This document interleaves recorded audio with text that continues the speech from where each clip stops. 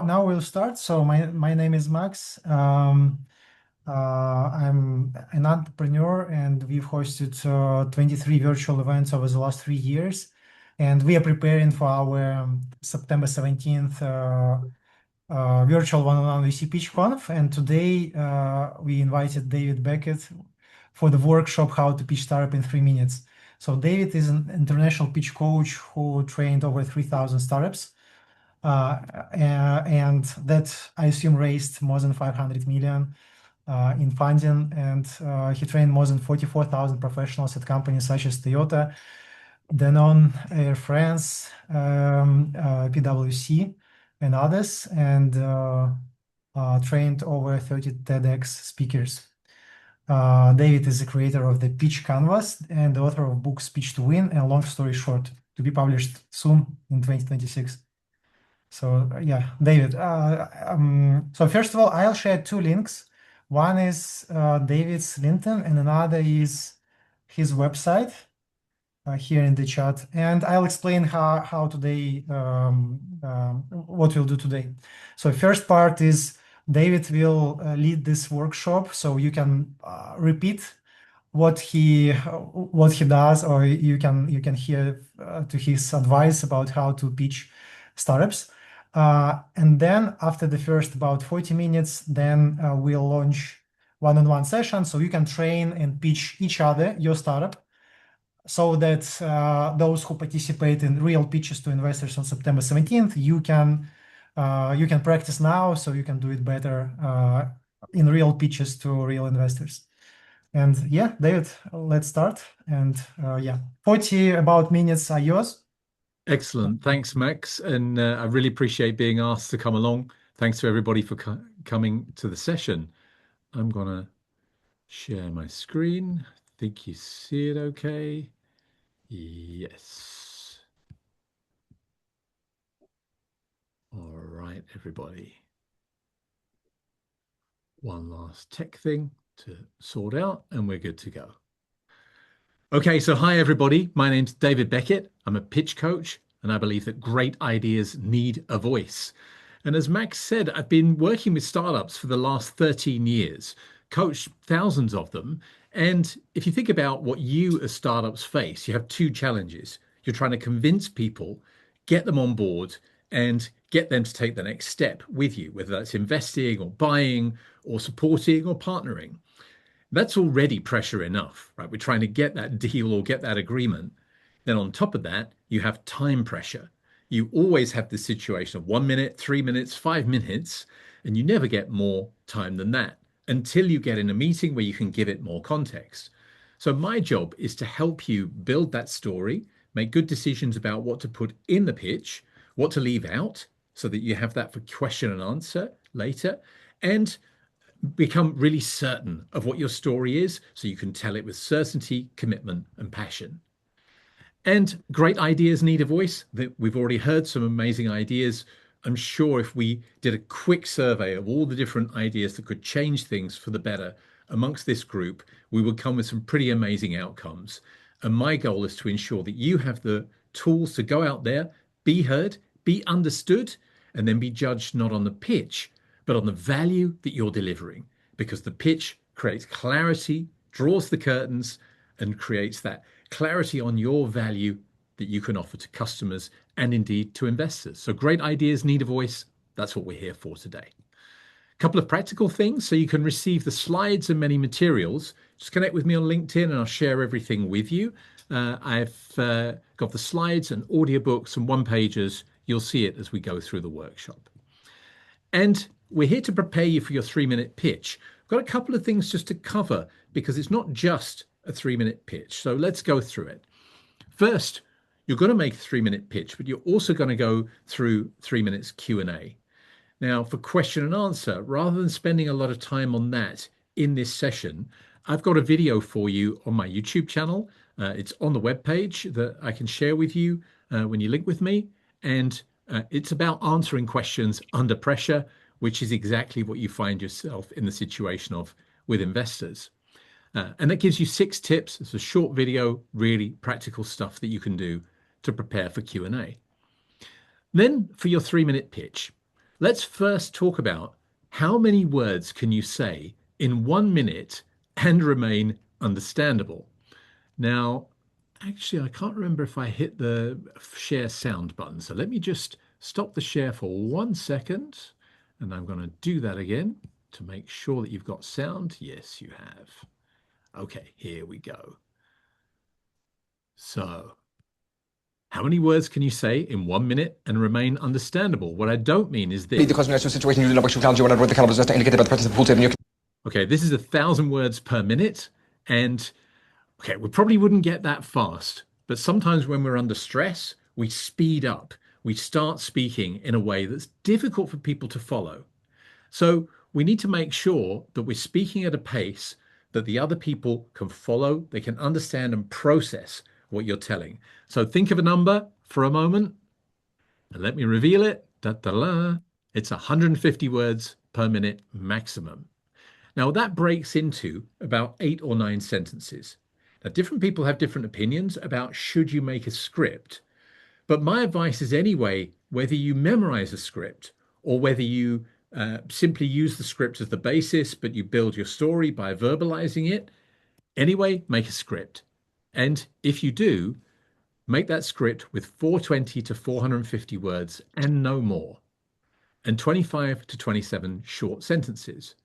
That way, you'll be sure you don't overrun the time. Now, you'll have situations where you have a hard stop, where there'll be an alarm where the pitch finishes.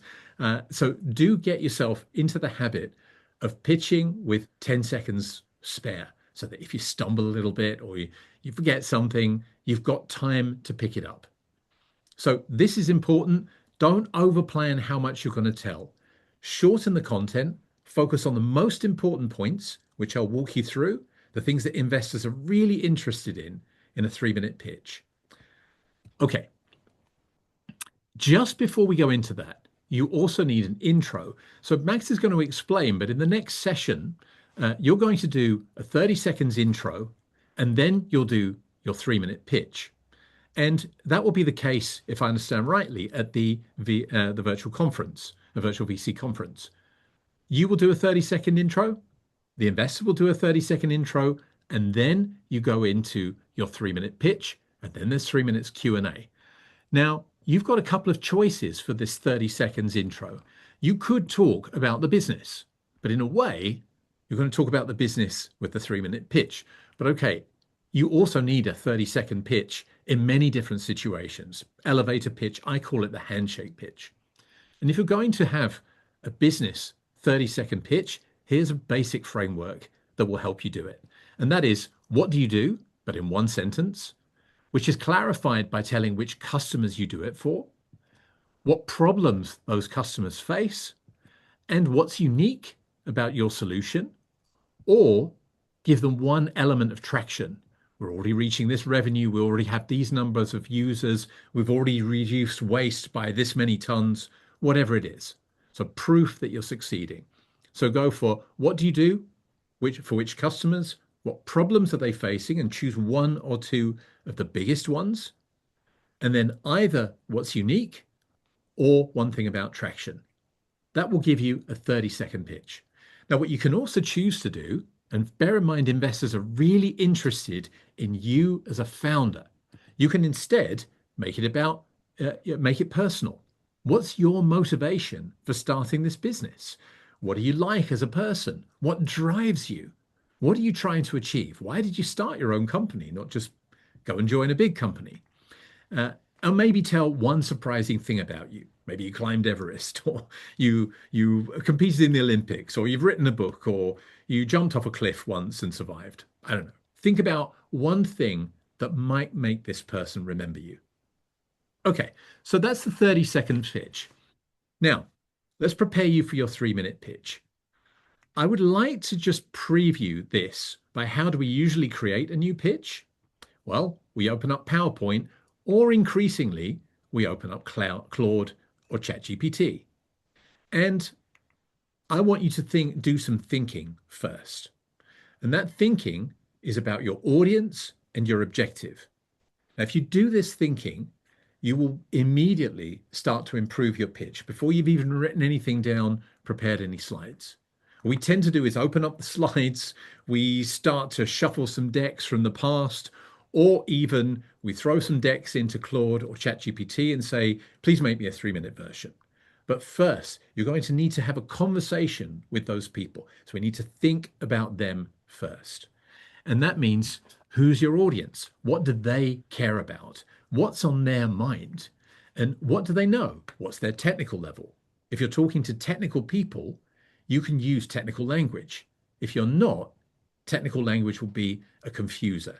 So this is interesting about technical language. It's either a qualifier or a confuser. If you're talking to people that don't have your technical knowledge, it will be a confuser. And probably the people you're speaking to at the conference, they won't necessarily have your technical level. So we need to make sure we're telling things in a way that they get it, but especially what do they care about? And very simply, let's not forget, investors are looking for an opportunity, not a product. And this is really brutal for founders because what do you do? What do you spend your time on? Building a product, right? You're working really hard to build a product that solves a problem. But what investors are looking for is a huge unsolved opportunity. And the other topics that they're looking for, I'll map those out before the end of this workshop. Okay, so keep that in mind. What they want to know is a huge unsolved problem, which creates an opportunity for a smart team to create a product, test it, sell it, and then scale it. And that will generate them money if they've invested in it. Okay, I've created a one-pager. Actually, I've got 2 one-pagers, one for making an assessment of your audience for investors. And if you were, say, talking at a tech conference, talking to customers, there's another page for a more general audience. So that will help you along the way. Next thing is, what's your objective? What do you want them to do as a result of the pitch? And we're talking about action, not just thinking. So for example, if you were speaking at a tech conference on stage in a, say, with 200 people in a room, then you would want them to either come to talk to you afterwards, or maybe you had a booth there and you give them the booth number, or maybe you want them to connect to LinkedIn. Now, this is a virtual conference. So what action do you want them to take? Do you want them to have a follow-up meeting? And probably that's the main objective. Get a follow-up meeting. Get them to agree, yes, I would like to connect with you, and make that connection. But think about, for every pitch, what's your objective? Is it get them to connect with on LinkedIn, have a next step, another meeting? If it's with customers, get a deal, or perhaps move them to the next phase of the sales process. So keep focus on who's the audience, what do they care about, and what's your objective? What do you want them to do? All right. Before I talk about the content of your pitch, I just want to touch on one really important point. Should you use AI to create your pitch? Now, of course, you should use AI tools to manage your business, be more efficient, and save yourself time, improve quality. There is an argument that you shouldn't necessarily do that for creating your pitch decks. And I will share with you this article. It was published a couple of days ago, and it's a pretty brutal description from a VC who sees decks every day. I would like to add my own experience. This morning, I did 8 one-to-one sessions reviewing 3-minute pitches.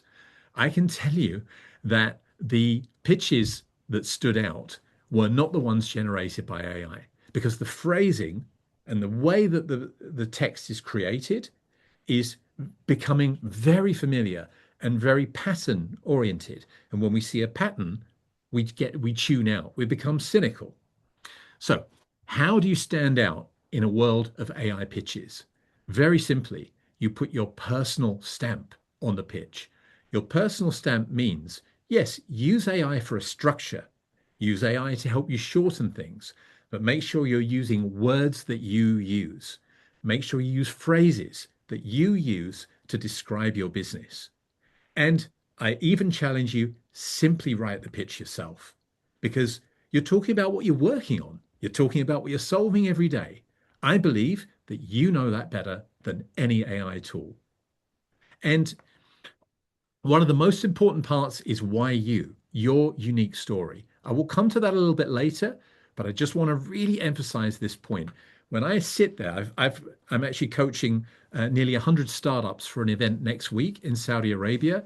They're all doing 3-minute pitches. I've seen about 60 in the last 2 weeks.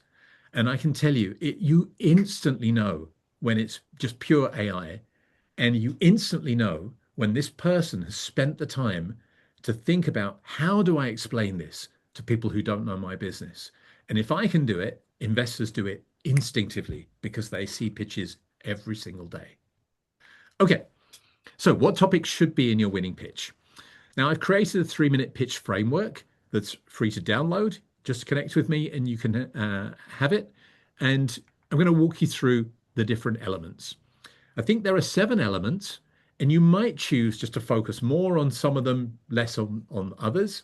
And I've got later in the workshop, I've got a suggestion about how you would put these 7 topics into 25 sentences. Because it seems like a lot, but sometimes you just need 1 or 2 sentences per topic. The most important one is the pain. What problem are you solving? And naturally, you want to talk about your product. We need to show what's unique. Why is this different? What's one thing that stands out? Then, have you got traction? Are you selling already? And if you haven't got sales, validation. What have you done to test it with customers? We want to show the team. If you ask anybody in startup world, what's the most important thing in a startup? Team. And I'll explain how you can do that in 3 sentences. Then why you? One of the most important parts of the pitch. We need to talk about a personal motivation and the ask. What is it you're looking for? Now, let me just walk you through a bit more detail. And I'm going to spend a bit of time, especially on the pain, because if you get this right, the rest of the pitch will work fine. But if you don't get people to agree and understand what the problem is that you solve, it will be very difficult to convince them with the rest of the pitch. So this is the why of the product. You've probably heard of Simon Sinek, start with why. Well, this is the why. And I think this is the most important part of any pitch. Get this right, the rest will work. Okay, let me give you a couple of examples of how it might not work. Supposing I have created a parking app, and I'm very proud of my parking app, so I want to sell it to you. So let me pitch it. Parking's quite difficult, so I've built an app for that, and now it's easier. Do you want to buy it? Okay, it's deliberately very poor, but this is not that far off the way a lot of things are pitched. Here's a problem. We've built something. Now it's easier. But for who? How big is that problem? How much does it, what's the problem right now? What's the opportunity for the people who buy your product? Okay, so when we usually pitch, quite often what we do is we then try to convince on technology. So let me try and do that. Okay, so we built a parking app because parking is quite difficult. And yeah, it integrates sensors. So it's using Internet of Things technology. It's all on the blockchain for security. We're using AI, of course. We want to get invested. Yeah, and we connect to other platforms using open APIs. And you get the picture. We don't know if this is good application of technology. We don't know if this is a good way of creating value for customers because we don't know what the value is. So the tech pitch doesn't work either because they don't know why you're using that technology. So let's try and pitch this in a way that you might be interested or an investor might be interested. Can you imagine that in major cities like Hong Kong, Berlin, and Sydney, there are over 300 million drivers who are taking over 20 minutes on average every day to find a parking space? Now, what does that mean? It means that while they're driving around in circles looking for that elusive parking space, going crazy, their family is sitting down to have dinner without them again. Now, what you hear there is not parking is quite difficult, but a specific group of drivers. Drivers in major cities. And in case you don't know what I mean by major cities, I give you examples. Hong Kong, Berlin, Sydney. Then not lots of drivers, but 300 million. And not it takes them ages to find a parking space, 20 minutes. Now, this is important because when you anchor the problem, you can then anchor the improvement that you promise. Okay, so let me finish the pitch of this. I would say, so we built a parking app with a lot of technology, Internet of Things, blockchain, AI, of course. But what really matters is the result for customers, which is this Find Me a Parking Space Now button. When they press that button, they find their parking space in 2 minutes, not 20. And we've already helped 10,000 drivers find their parking space in 2 minutes. So what you hear there is I give a very simple description of the product. Internet of Things, blockchain, blah, blah, blah. But I focus on what the outcome is. They press this button, they get it in 2 minutes. Now, this is a fairly simple product, but you can try to think of that flow of quantified problem, simple product, quantified result. That can really help you to clarify the value that you're delivering to investors. And the components of pain are classics: lost time, more costs, complex steps, irritation, lost customers, bad reputation if it's B2B.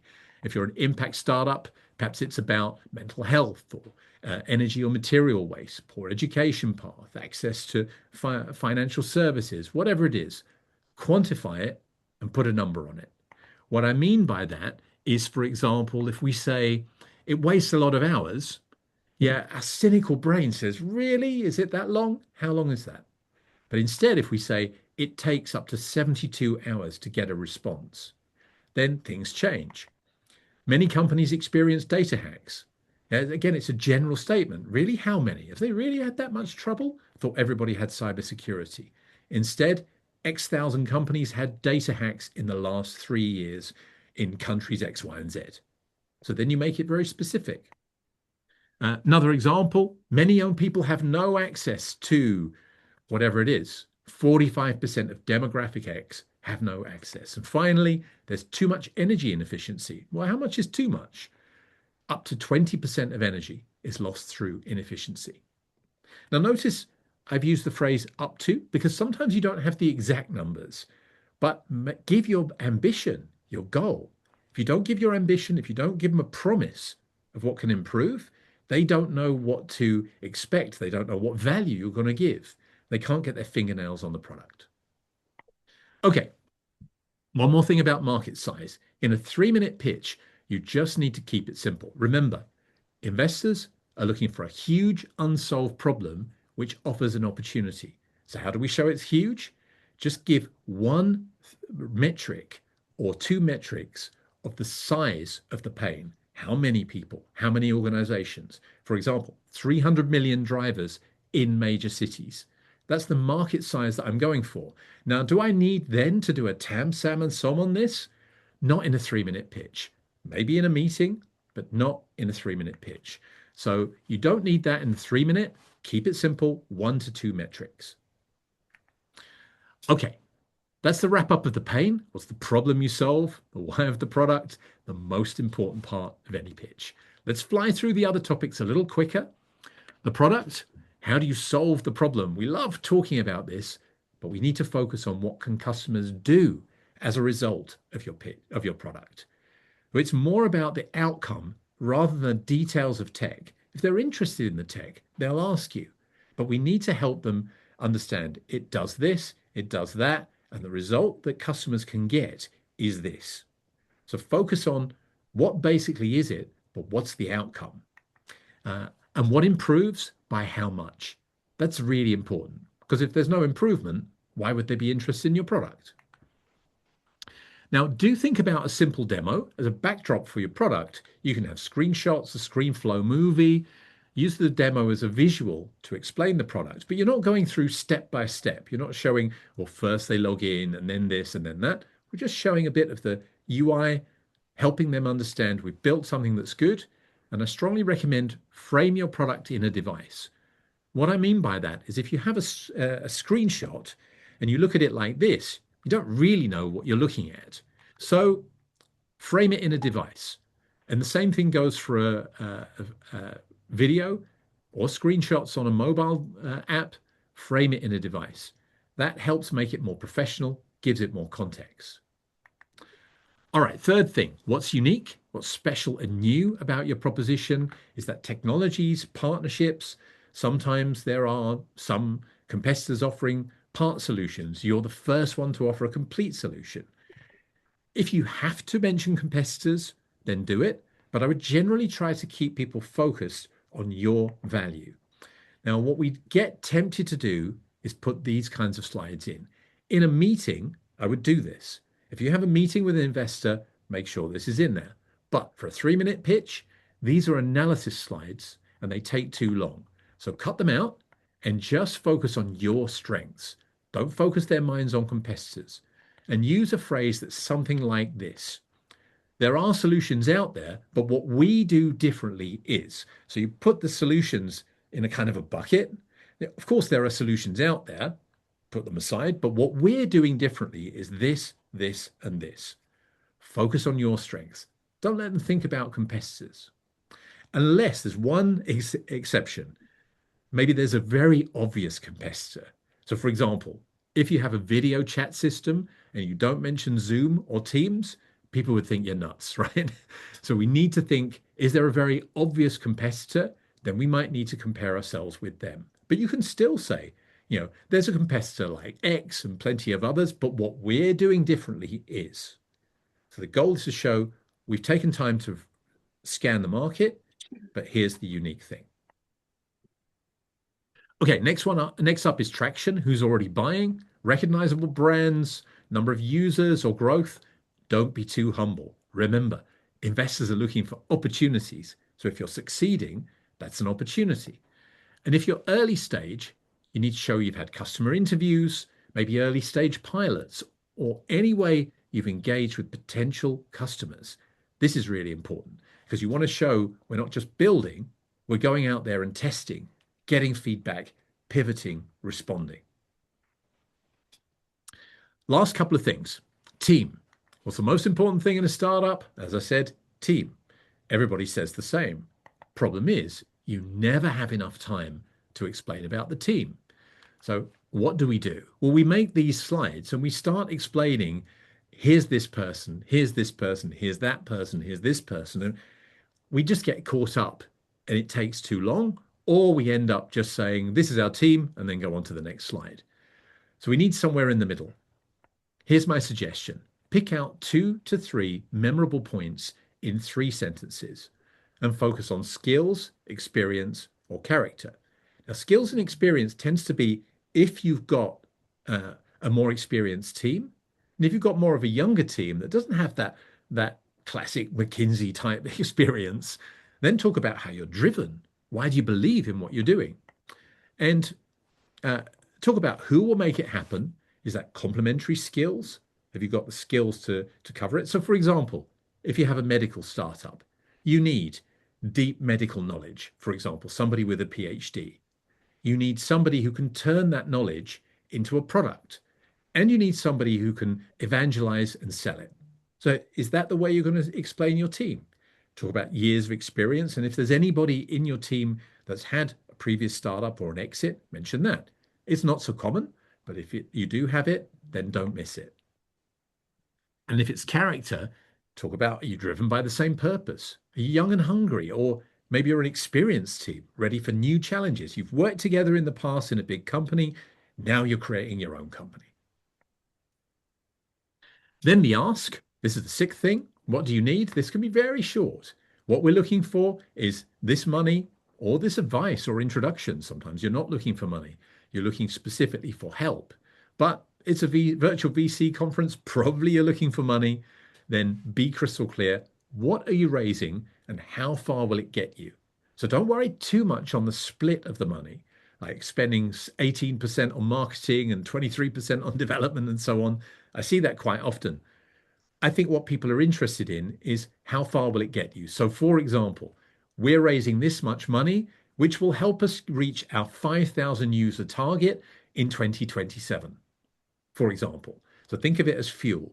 We put this petrol in, how many kilometers will we be able to drive with that money? So we put this money in, what milestone will we reach as a result? And one last thing, and this is what I mentioned about standing out. Why you? What's your personal motivation to offer this proposition? What made you start this business? And have you or someone close to you experienced the problem that you're solving? This can make a difference because investors are really interested in people who are solving their own problem. And if you've got personal experience, it kind of de-risks their investment because you're more likely to stick at it when things get difficult.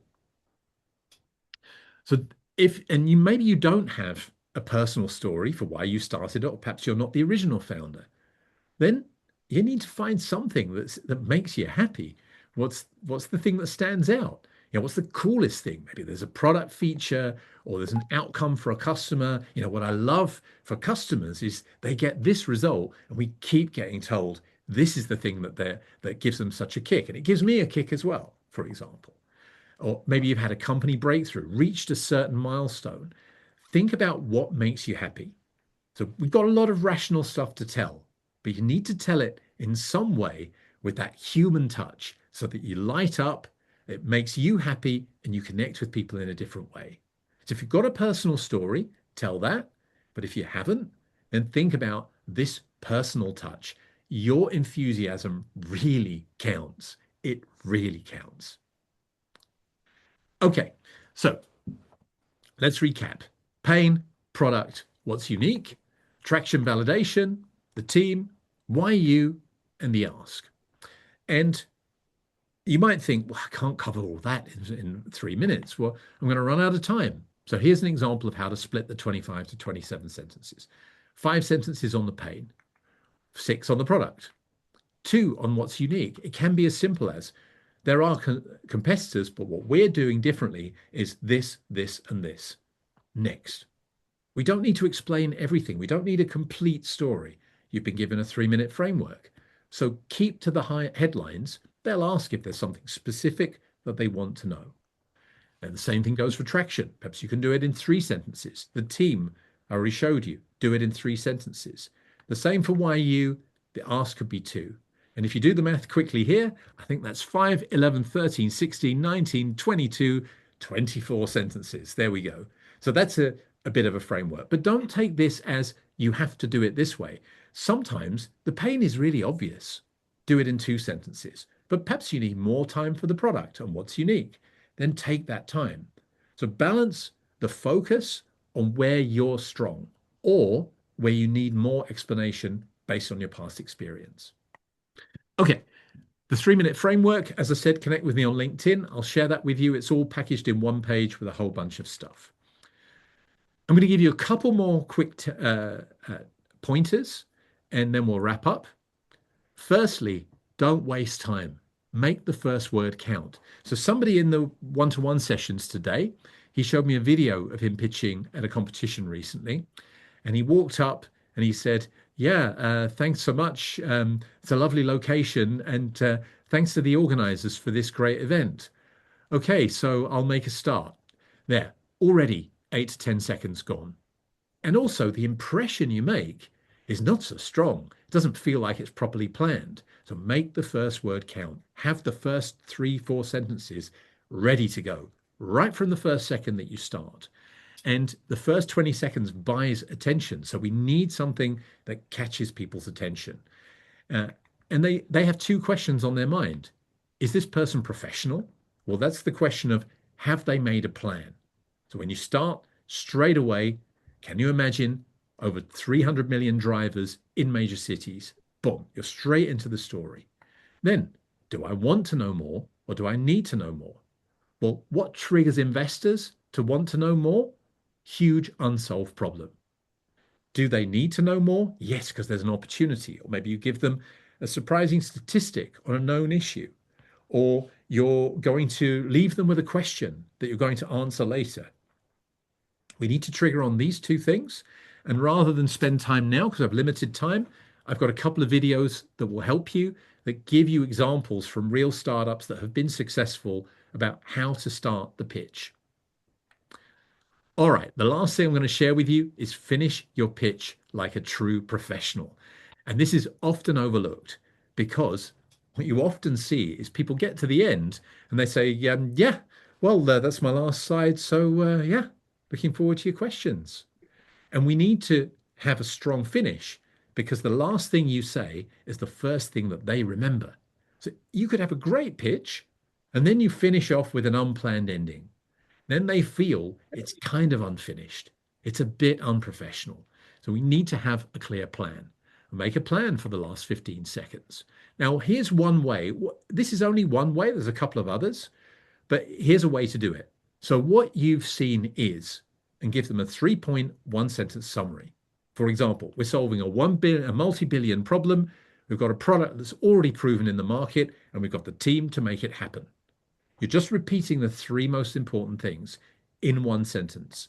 So what we'd love you to do, that's the ask, is let's have a follow-up meeting. Happy to answer your questions, and I would love to know how you see the next steps together with us. And then finish off with a big fat thank you, because thank you means I've finished, you can clap now. And even if you're in a one-to-one, you're going to be in these one-to-one sessions with an investor, but be clear on thank you, because that means you've finished. And okay, in a one-to-one, they probably won't clap. Maybe they will. Maybe it's that good. But they then know there's a beginning, middle, and end. But if you're ever on stage in front of a group, virtually or face-to-face, finish with thank you, because that's their trigger to know it's done. Okay. Let me see time. Max, I think we're out of time right now, right? Shall I just finish with the last 30 seconds, or is there Yes, time yeah, for one more 3 minutes, thing? 3 minutes we have, yeah. For 3 more minutes? Okay, this is maybe, I think then this is very useful. If you are using AI in any shape or form, and again, use the tool wisely, see if you can write for yourself, but use AI to improve it. But really say everything out loud. Are there words and phrases that you would never say? Change them. Take out the AI-isms. Don't sound like a chatbot. So use the tools very cleverly. Yes, try and get yourself to the result. Get the framework that I'm sharing with you. Use tools to help you package your story in that framework. But make sure that you're saying words that you would usually say. And here's one more thing about how to tell it. I'd like to share with you the number one reason why people get confused, and that is not enough air around the important points. And let me show you what that looks like. Where people are experts, and my bet is most of the people on the line here are experts, information flows into each other. It kind of looks like this, and I'm going to give you an example of how it sounds. Supposing I introduce myself like this. Hi, my name's David Beckett. I'm a pitch coach, and I believe that great ideas need a voice. There's 3 important things about pitching: script, design, deliver. So let me take you through it. So when it comes to making a great script, all right, I've just given you 6 pieces of information, but it's really difficult to know where to focus, to process each piece of information. It wasn't particularly fast. It's just there's no air around the information. You can't process it. Now, experts see everything connected, A to Z, and they explain it quite often like this. Here's what I recommend you do instead. Put air in between each separate piece of information. So this is what it looks like. Let me share how it sounds. Hi, my name's David Beckett. I'm a pitch coach, and I believe that great ideas need a voice. Now, there's 3 important things about pitching. It's script, design, deliver. So let me take you through it. Now, what you heard there is just a little bit of air. Now, naturally, it takes longer. And then you think, yeah, but I've only got 3 minutes, so I should hurry up. Problem is, if you jam information into those 3 minutes with no air, they won't be able to follow. So I would urge you, reduce the content, say a few things about a few topics, and put some air around it. And that will make sure that the content you tell really lands. And then they can ask questions about stuff that you haven't covered. So this is one of the most useful things. Put air around the important points. All right. So ladies and gentlemen, let me remind you what you'll find at the page I can share with you. Connect with me on LinkedIn. You'll find all the slides. You'll find these one-pagers, the audience profile, the 3-minute pitch framework, and connections to some of my YouTube videos and links to the channel. And here's the QR code. And by the way, I strongly urge you to put a QR code on your last slide. Why? Because it's the old technology that's really easy for people to use. They can just scan it and they're immediately connected with you. instead of having to hunt around for you. So feel free to scan it right now. And this is the way to connect with me, get access to all the materials, and I'd love to connect with you. I share about how to improve your pitch from time to time on LinkedIn, so you'll always get some useful tips. I wish you all the best with the practice run that's coming up and with the final pitches at the event. And good luck with your business. My name's David Beckett. I'm a pitch coach, and I believe that great ideas need a voice. Thank you. Super, David. Yeah, this was great. I'd like to ask you Yes. to put 7 words in the chat that you describe, like when you pitch, you need to say about 1, 2, 3, 7. Or like just maybe make a screenshot of this slide, or like just show the slide so Slide with the everyone can 7 make a topics. screenshot. Yeah, I no think it problem. will Let be me put it useful to into. think about their pitch in this terms of like what they need, Yep. and this will be useful. So yeah, for I'm gonna do, everyone, you I'm can gonna take a do this screenshot here. one, and maybe this one's helpful as Yeah. well. Yeah. Let me put that in. Let's just do just 2 questions, Alison and Lisette here. Alison, so you first, and then Lisette.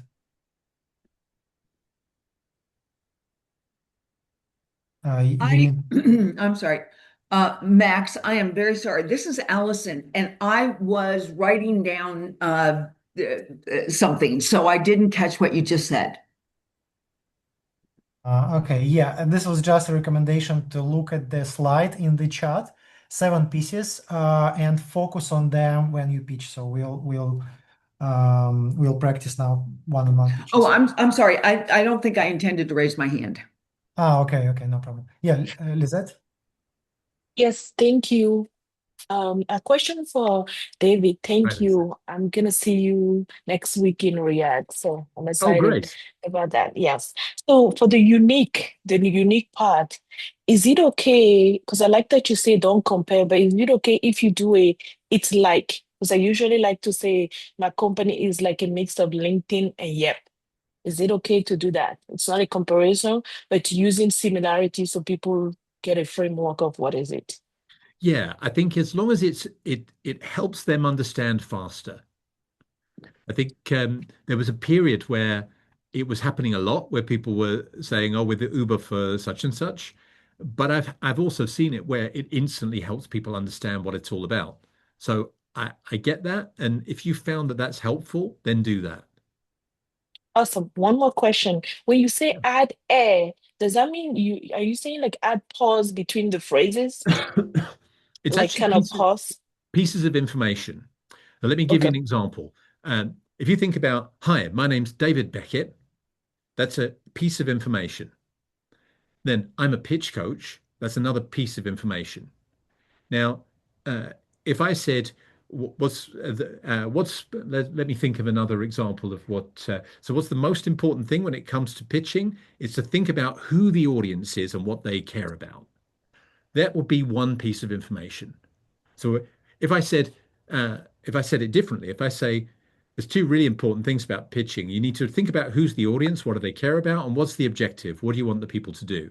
Instead, I would say, think first, who's the audience and what do they care about? And then think about the objective. What do you want the people to do as a result of the pitch? And there you hear some air in between those 2 pieces of information. And your brain gets a little bit of time to just, okay, that bit's in. Now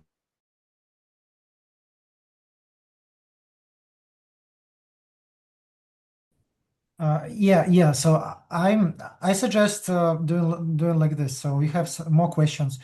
So if you could put your question down in the chat, and David can answer in the chat. Maybe we'll have sure. some time a bit later, but I want to let people who want to practice one-on-one go to the platform, and I need to explain this. So like all people who raised their hands, please put your question in the chat now, and I will explain what will happen next. Now, so David, once again, very thank you for this session.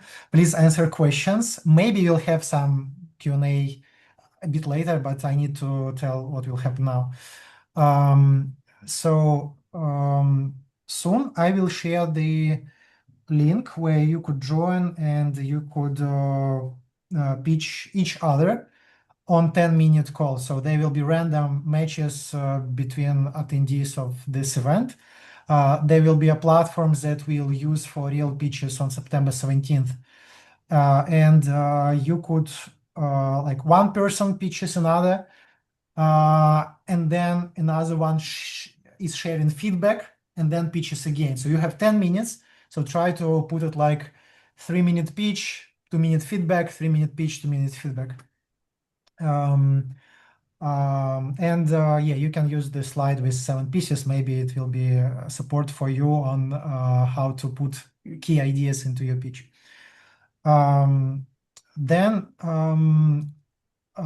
So there are founders who already are pitching on September 17th. If you bought the starter pitch ticket, if you purchased it through our website, just put number 1 in the chat, so we'll see whether there are many people who already are joining on September 17th.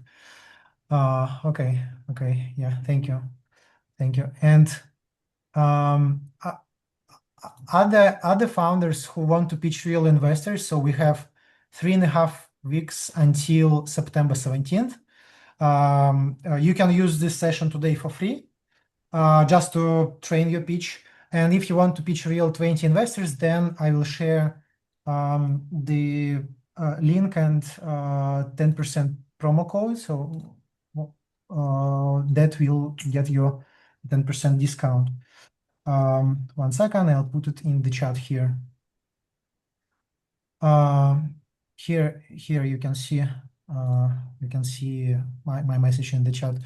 Then we have a free tool. I want to show you our free tool that you can use to understand what 20 investors you are likely to meet on September 17th. So on our website, you just scroll a bit down, you click on, so first of all, we have 300 plus investors here, and you can see all of them with their investment thesis. So if you open 30 times, you'll see all the investors. But you also can click on see my top 20 matches, and then you can put here your stage, your region, your sectors up to 3. For example, it might be biotech, AI, something. And you click on show my top 20 matches, and you see this like 20 investors from the 300 who are joining for one-on-one pitches that are most likely to be connected with you. Those are not exactly 20 because it will happen automatically. And there might be more investors by September 17 than 300. But this is an opportunity for you to understand like what is the investors who are joining. So once again, if you want to upgrade your ticket and you have a free ticket, you can use this link and code in the chat. Now I will share the link for one-on-one practice now. You need to enter it with the same email you used either for this workshop registration or for the September 17th event registration. So you can go with this link. And I think in 3 minutes there will be first matches happening, and you can practice your pitch there. If you have any problems with the platform, you can find the button report bug, something like this, or you can just go here to this Zoom. I think we'll be here at least for the next 15-20 minutes. And if someone has any difficulties with the platform, let us know. Yeah, there was a question in the chat about whether you should use your deck or not during your pitch session. I think it's a great question for David, but I'll ask David's opinion. My thoughts are that if you are not using your deck, it's more like a conversation, not like you sell something to investors. But maybe a good idea is a one-pager that investors can see. So yeah, then I said everything. Use this link use this link to practice one-on-one pitches. You can join right now, and the first matches will happen right now, or you can join a bit later, and we can answer more questions here. So David, yeah. So now, as you said, they need some air between different ideas. So my air for virtual conferences is nunchucks. It's a bit blurred now, but this is my air and personal thing to remember about myself. But Very yeah, good. now, so all people who want, join one-on-one pitches. And if you want to hear some more information here, then stay here. We can answer some more questions. So David, what's your opinion on sharing deck, sharing like screen during pitch session if you have only 7 minutes for the whole one-on-one Yeah. call? Yeah, I think the problem is people's attention is just really thin. And if you think, why do we show slides? It's to have two senses engaged, one that we're hearing and one that we're seeing. And you're just more likely that things will land if the visuals are supporting the story. The danger is if there's too much information on the slides, then they try and listen, but they try to read, but they try and they get lost.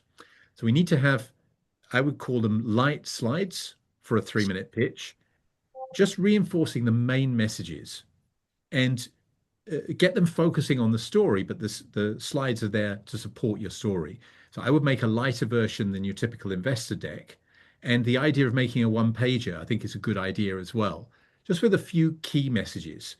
And think about a problem you're solving, how much you're making it better, traction, maybe one thing about your team, and then just explain for the rest, something like that.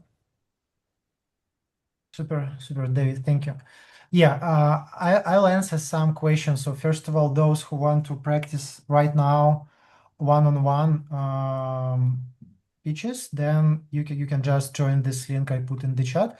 Then there was a question whether the event of September 17th is free. It is free to watch content, and we have an amazing lineup of speakers, 5 hours of free content from A16Z Speedrun, 500 Global, Plug and Play, Entrepreneurs First, Hustle Fund, Antler, and many other VCs. So you can see them all and the full agenda on the website. The content is free. We have a limited number of investors on our platform, and we don't send one-on-one invitations to all investors who register for our event. So currently we have about 700 plus investors registered, and we only selected about 300 plus to join one-on-one pitches because we want more active investors. We want investors with a bit bigger checks and so on. Yeah, then I'll answer some questions here.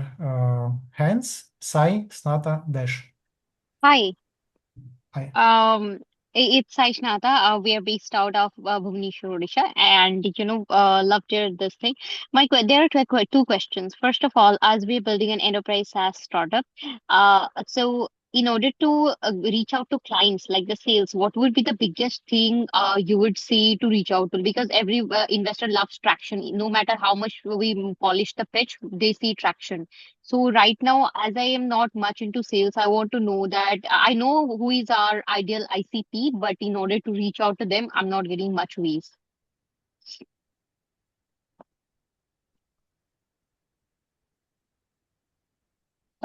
You're not audible.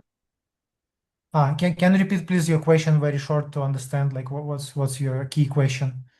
So the question is like, let's say I have a startup and I am facing difficulty in my GTM and to reach out to our ideal customer. I need guidance or any advice for that.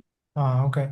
So it's not investors. Yeah, David, I have a quick suggestion. This applies for investors. If you're doing cold outreach to investors or customers, we have to put ourselves in the shoe of the customers or the investors.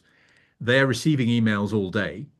And what we tend to do is we send a great big long email and a big attachment because we think if we give them more information, they'll be more convinced and they're more likely to follow up. But I would strongly recommend to look out for the 5-sentence email structure from Guy Kawasaki. And it's, who are you? What do you want? Why are you asking me? Why should I do it? And what's the next step? And you can find it online. It's everywhere. And then a short attachment. So if you're sending to investors, send a light version of your deck or a So one-pager. is it like a deck or one pager would be better for investors? But I think for investors and customers, a one-pager, when I've spoken to investors, they say, yeah, we're used to scanning things. But for example, if it's a 23-slide deck and it's 4:30 on a Thursday afternoon and you click on it, probably you're going to close it and think I'll look at it tomorrow. And then it'll get deleted. So I think the key is to just think for yourself, how do I respond to receiving information? And what we tend to do is we receive professional short emails with simple, easy to access attachments. We're just much more likely to respond. All right, thank you. And the second question is, David, do you review the pitch decks or how can I reach you out? Because in LinkedIn, you have a lot of connections and I think you will be having a hard time to even accept the request. Accepting requests, no problem. I've had 300 from a keynote before, and I respond to every one within the day. And so no problem there.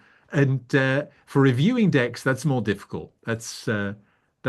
Yeah, honestly, it's something I do for a job, and that just takes time, and I'm constantly busy. So just reviewing decks as a favor, I just rarely have time. But you can always ask. Maybe you catch me at a good moment. So if I ask you right now about telling one sentence about my company, would you be open to give feedback? Max, have we got time for that? I Just would say one not sentence. so And much. feedback? No, well, I think we'll have to do it. If you send me that by LinkedIn, I'll give you feedback. All right, I'll do that. I'll do All right. that. And Max, about the pitching you were talking about, I wanted to get more info. I'm really not sure. About pitches, what? You were talking about pitching, right? The 3 minutes pitching and all. Yes, but what's the question about 3-minute pitching? Is it today or which day? That I'm not sure. No. Look, I'll explain for all here. So let me put it all. First, we share the recordings of today's sessions to all people who are here, to all people who registered for this workshop. Second, right now, if you go to the link I will share now, join one-on-one practice.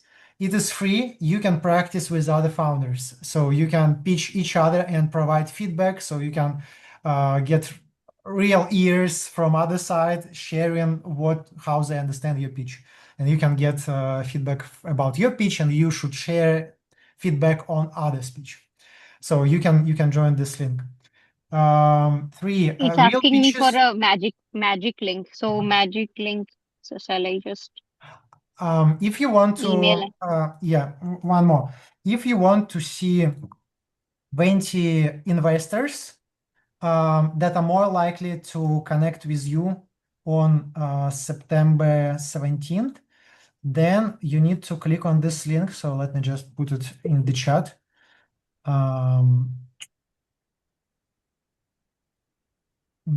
So this is for 20 like matches. You'll see it without registration. This is what I showed you. But if you want to pitch real 20 investors, you need to buy the startup pitch ticket. And for this, here is the link. So if you, in the chat. So if you want to buy, here is the code, 10% off from this workshop. You can use it. Yeah, Pavitra, please, your question.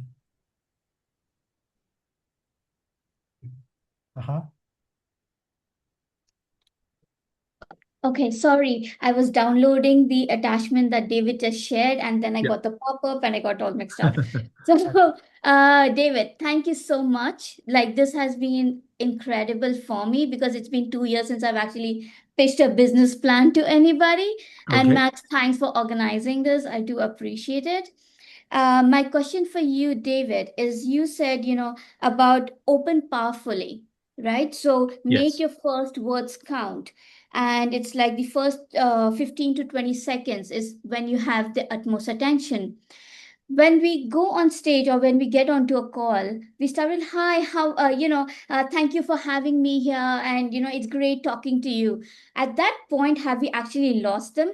Or do we just go all in and say, hi, I'm Pavitra and I'm the founder of so and so, and this is what my product does? I think if you're in a pitch situation, so a situation like a series of pitches of 3 minutes, then I would go straight into it. If you're having a meeting, try to make a bit of a difference between the first social connection and where the pitch starts. And then have a sentence that starts the pitch really very clearly. So for example, you get on the call and you have maybe a chat about where you're based and I don't know, Right. where the weather or something comes up and you say, okay, let's make a start. And let me run you through my pitch. Bring this thing up and then immediately, just as a, it's a bit of a cliche, but can you imagine Oh, instantly I into like the pitch? that. So that you go straight, you have the chat, you say, okay, let me start my pitch. Can you imagine there are over 300 million drivers, blah, blah, blah. Rather than, okay, let me start my pitch. Okay, so well, we've been working hard on this and blah, blah, blah. And okay, so can you imagine there's, now we have a clear start, take control of the meeting, boom, go into it. That's actually very helpful. Would this also apply if you're looking to, get LOIs and you're talking to CTOs or CSOs as well? Yeah. So I'm writing a book at the moment, as I say, called Long Story Short. It's a little bit more about presenting in companies. And I did a lot of interviewing of executives who listened to pitches. And they say exactly the same thing as investors. We are all busy. We lose track if it's not clear to me at the beginning of the pitch. I lose attention, and I need to know very quickly what's the value. I'm also hearing something in the background. What's the value? To the other part of the just a webinar too? second. I hear some Yes, noise. some voice. We need to mute some. Yeah, I think it's done. I'm actually on the other Yeah. call, Deepak. Sorry, just give me a few minutes. Yeah, sorry, David. I'm listening to you. Yeah. So what they say, everybody that I've spoken to listens to pitches, executives, people in investors, they all say in the first 2 minutes, I've made a decision, sometimes in the first 30 seconds. Right. And what they say is too much history, too much product, too long a story. So what we need to do is make very clear what's the problem that we're solving. Yeah. What's the solution we've created? How far have we got? And why is the team amazing? That's the most urgent things to make clear. Pain, product, proof, people. And if you're early stage, proof could be validation. Could be we've engaged with these customers, we created these partnerships, we've got this, we won this award. Yeah. That is what I mean by proof. Whereas if you're in sales, we got these many users, or we grew by 30% last year, those kind of things. So pain, product, proof, people. Get those 4 things clear in 2 minutes, right up front. And then you've got a platform for a conversation. Actually, brilliant.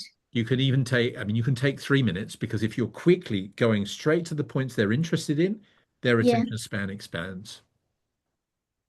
Brilliant. Thank you very much. I appreciate it. All right. Thank you. Great.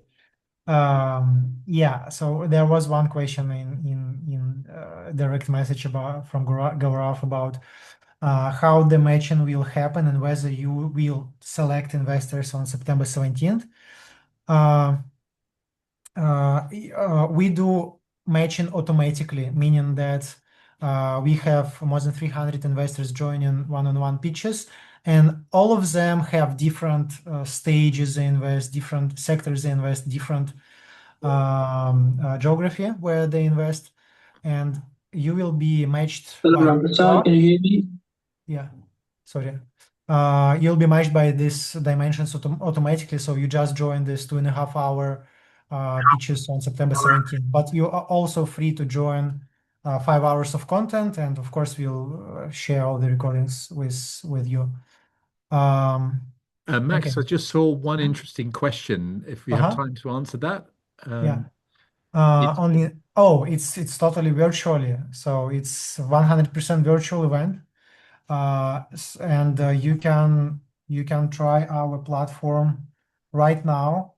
There are dozens of people practicing their pitches with this link. It's free.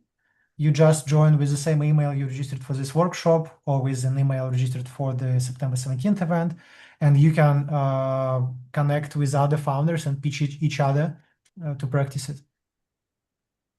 Yeah, I just saw one question come in from Andrew Mackay, and I thought it's maybe interesting to answer. He said, I'm hearing from from VCs. Sorry, just a second. I'm hearing from VCs that they really like founders to be highly opinionated and confident in their vision. Do you agree? So here, Andrew, I think is the interesting tightrope that you have to walk as a founder. Indeed, they expect you to have a clear vision, be confident, know exactly how you're going to get there, and be coachable and open to feedback and vulnerable about mistakes and what you learned. So here, these are two potentially contradictory things, right? But this is what they're expecting. And I think there's a way to be able to do that. Yes, you need to have a clear opinion, a clear vision, a clear plan. But you need to be open to feedback about how you might get there. And that's really important. I've heard that so many times from investors. They want founders who are coachable.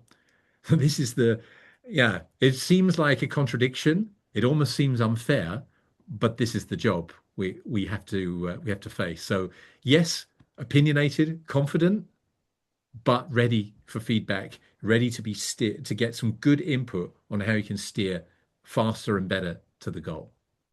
Thanks. I just noticed that it's even more so now than it has in the past. Oh, interesting. Like every investor post AI is looking for the next Steve Jobs. Yeah. So, I mean, I just want to make sure that we don't come across as in Spinal Tap used to say, it's a fine line between clever and stupid. I'm reading the book at the moment, by the way. So. Well, there you go. Yeah. So, I was curious of your opinion on it, because do we amp it up more this time? In the end, you need to be in line with the person you are.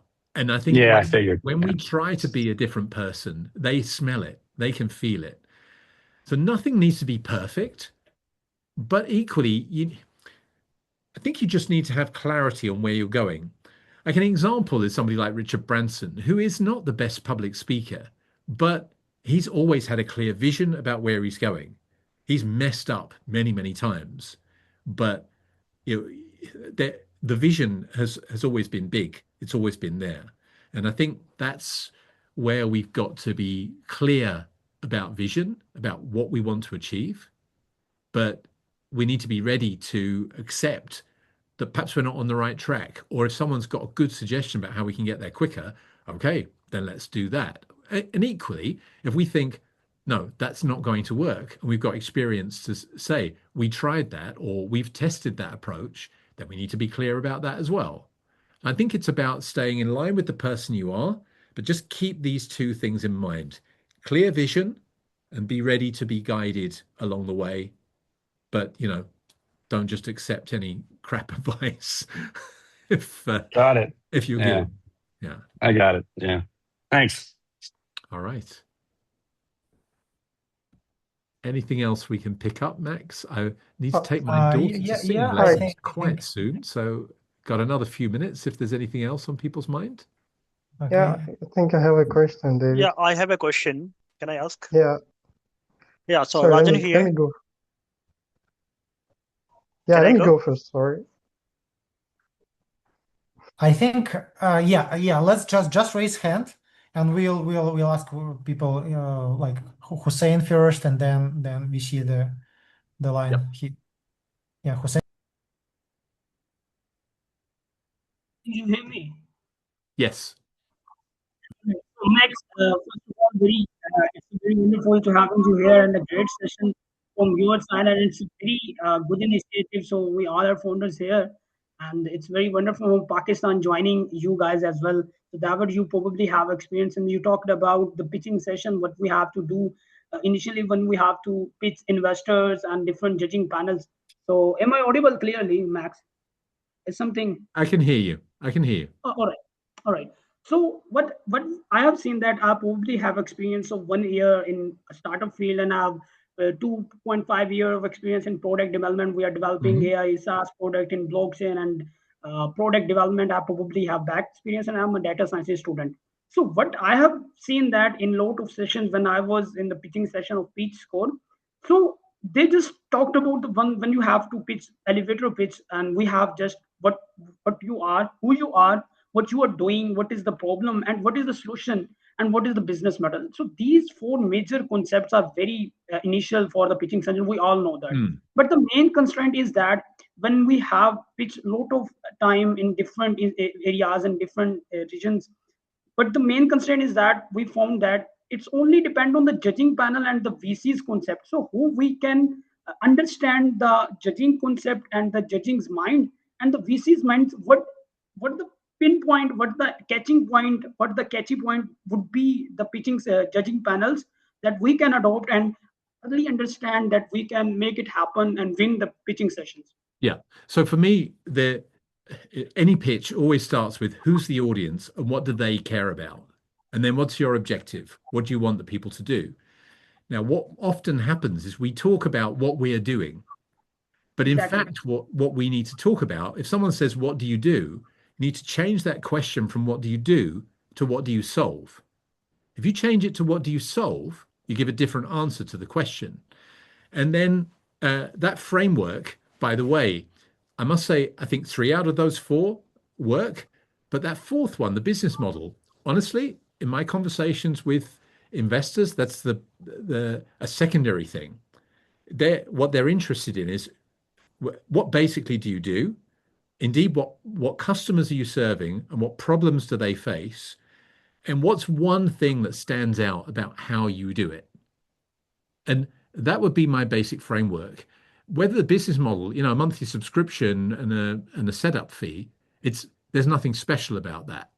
People can predict business models, and if they want to know, they'll ask. But what they really want to know is how big is this huge unsolved problem?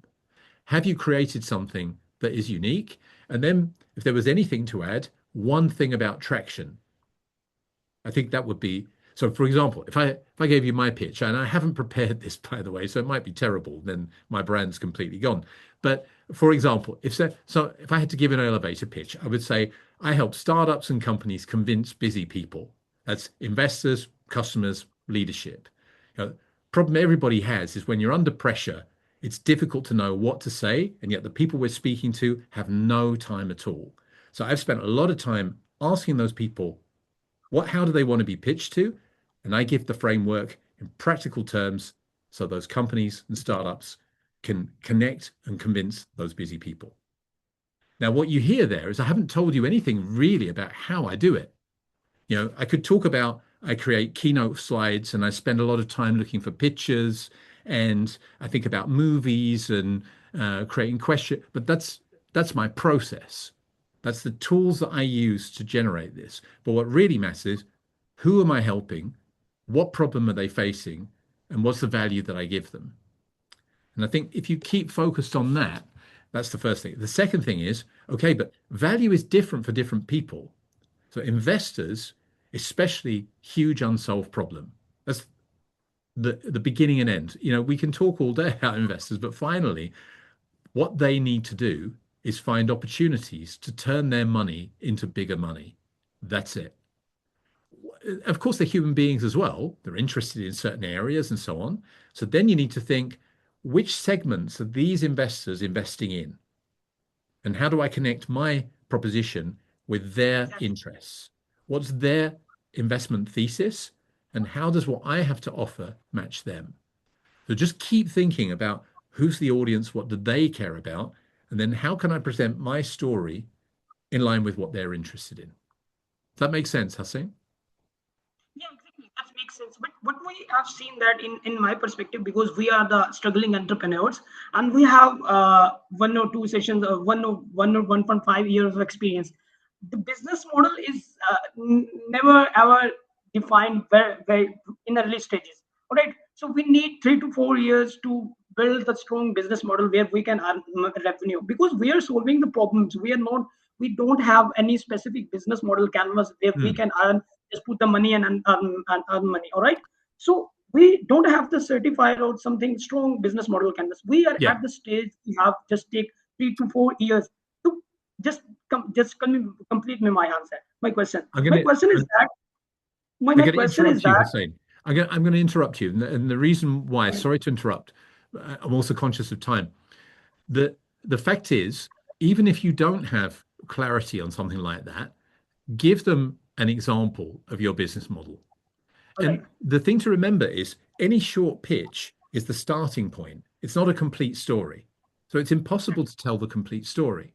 But what you're doing is you're trying to create interest so that they connect with you so you can go further and give context. So for example, you can simply say, our business model is suitable for enterprise, for SMEs, and for individuals. We have different levels for each. That's it.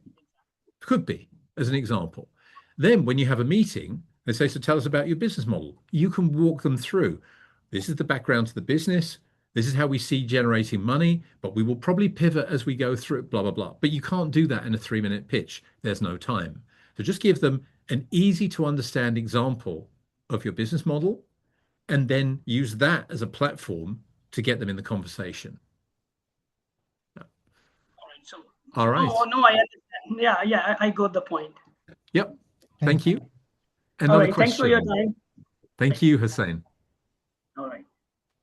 Max, I think we have time for another couple of questions. I'm available. So if you have time, happy to. I have another 5 minutes. Super. Okay. Gama. Yes, this is Gama. Hi, Gama. Hello. Thank you so much. Here it goes. So $3.3 trillion are accounted for by the top 100 impact forward wealth funds and top 100 donor advised funds. They build impact portfolios, but they lose out on client experience. In fact, they lose about $1 million a year when they can't win $100 million AUM, asset under management. Gama, How does it sound if I start like that? Sorry to interrupt. So is this because the question is, have you got a question rather than necessarily? Yes. So I wanted to ask, how does it sound if I start like this? Is this a good start? It seems like quite a few numbers in one go. So I think I would look for to try to trim it to the most important. I think it's good to quantify it, but I would narrow it down to a little bit of a couple of big numbers that help people understand the size of the problem. So for example, if you remember from my example for the parking app, it's, can you imagine in major cities, so major cities is the area, there's over 300 million drivers who take over 20 minutes on average every day. And that's already enough for people to see, okay, that's a huge problem. Now, what I could also say is, and did you know that over 30% of exhaust fumes in major cities caused by people looking for parking, and that 1 in 5 lose out on, but we almost reduce the level of understanding and belief by the additional data. So just try to give them a couple of big numbers that focus them down on the big problem. Does that help? Do you think that's manageable? No, it's a matter of catching. So for example, in this case, 3.3 trillion is the biggest size of the problem, and they lose 10% of their, or actually 1% of the potential revenue because of client experience. So something like that, right? Yeah, that sounds great. Instead of like the 100 funds, the 100 donor advice platform, I think people get lost with that. Yeah. Just give them a really big problem and then show how you solve it really brilliantly. Yeah, this is very helpful. I just wanted to get it tested. Great. Thank you. Thank you. at least one more question, Max. Yeah, Yuri. Yes, hi, David. Genuinely, thank you for the call. So I was really feeling like the concentrated piece of the wisdom and experience, and was swallowing it like a thirsty person. Good. And also saw that you also live in Amsterdam, which is quite surprising. We both do. live in Amsterdam. Maybe someday we'll see on some in-person event. Indeed, that would be great. Yeah. How the can question, the question is, so everything that you say, I completely agree with, and that sounds really, really like a huge concentrated experience. But then I realized 3-minute speech. What is that? During my fundraising process, I go through a pitch deck that you sent in an email called a worm, and that's a pitch deck.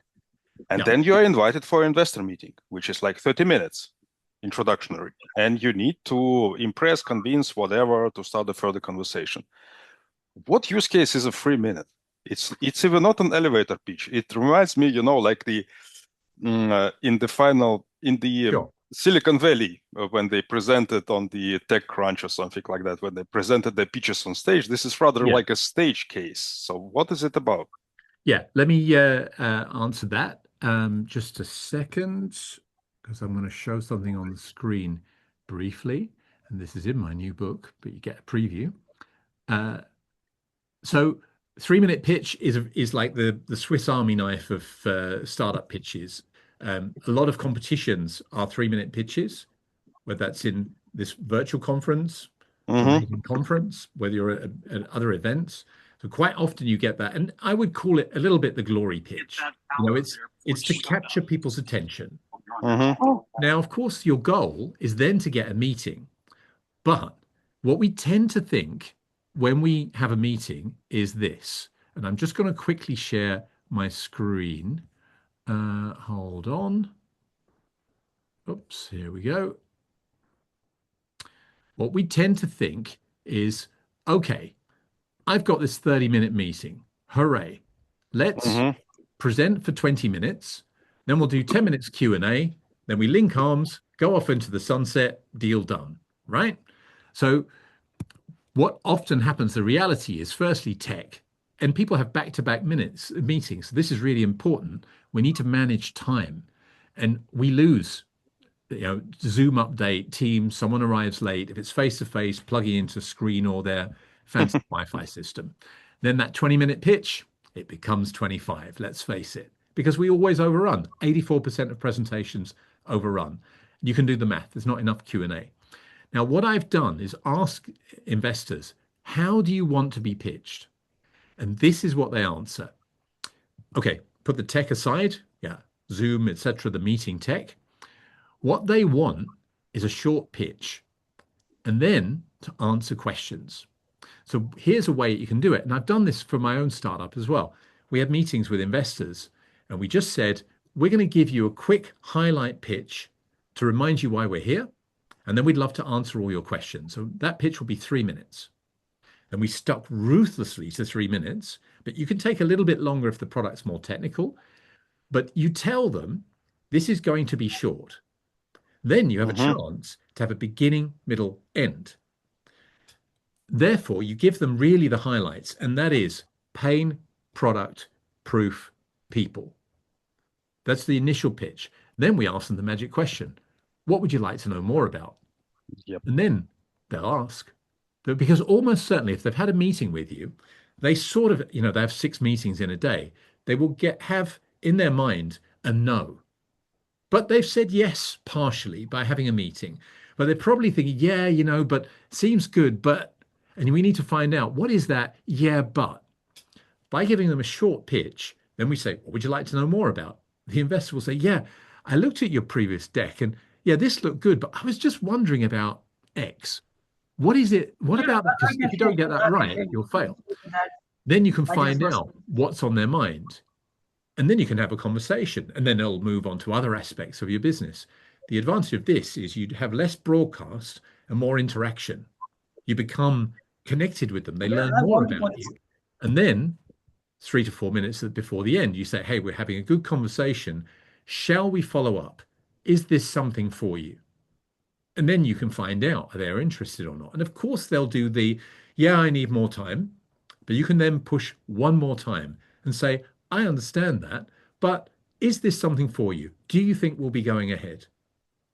And then probably you'll either get some kind of indication of are they interested, or they'll still hedge. Then you can't push further. You have to accept they'll take their time.